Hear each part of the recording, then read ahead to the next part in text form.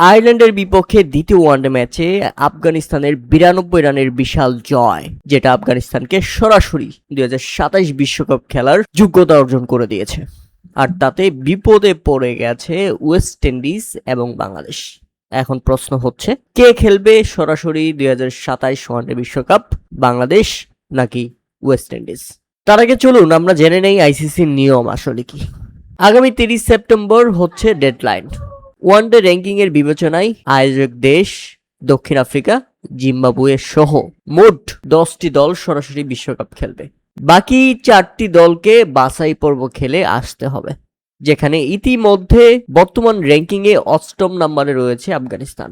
নির্ধারিত সময়ের মধ্যে তাদের সেরা 10-এর বাইরে চলে যাওয়ার কোনো সম্ভাবনা নেই, তাই বিশ্বকাপে সরাসরি খেলবে আফগানিস্তান।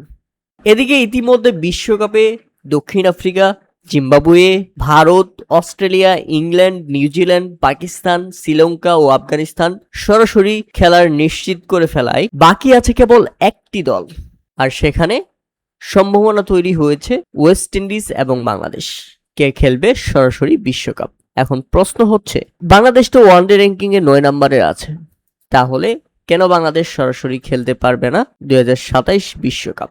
অপরদিকে 77 পয়েন্ট নিয়ে ওয়েস্ট ইন্ডিজ অবস্থান করছে 10 নম্বরে, বাংলাদেশের পয়েন্ট 83, অবস্থান 9। 8-এ থাকা আফগানিস্তানের পয়েন্ট রেটিং 90।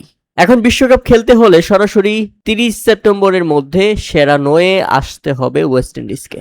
আর বিশ্বকাপ খেলতে হলে সরাসরি খেলতে হলে বাংলাদেশকে এখন যে 9 নম্বর অবস্থানে আছে সেখানেই টিকে থাকতে হবে।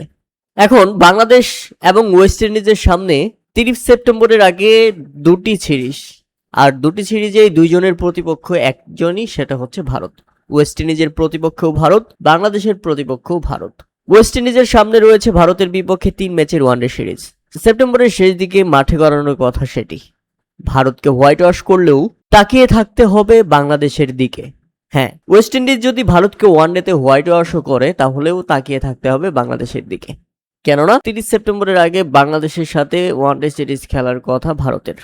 সেই ওয়ানডে সিরিজে যদি বাংলাদেশ ভারতের কাছে হোয়াইট ওয়াশ হয় তাহলেই কেবল ওয়েস্ট ইন্ডিজ সরাসরি বিশ্বকাপ খেলার যোগ্যতা অর্জন করবে, না হলে ওয়েস্ট ইন্ডিজ কার্যত এবারের বিশ্বকাপে আবারও বাদ পড়তে চলেছে, সরাসরি বিশ্বকাপ খেলা হচ্ছে না তাদের। আর বাংলাদেশ ভারতের ওয়ানডে সিরিজটি নিয়ে ইতিমধ্যে শঙ্কা তৈরি হয়েছে, কেননা ভারত শেষ পর্যন্ত বাংলাদেশ সফর না করলে বাংলাদেশ সরাসরি বিশ্বকাপ খেলার যোগ্যতা অর্জন করবে।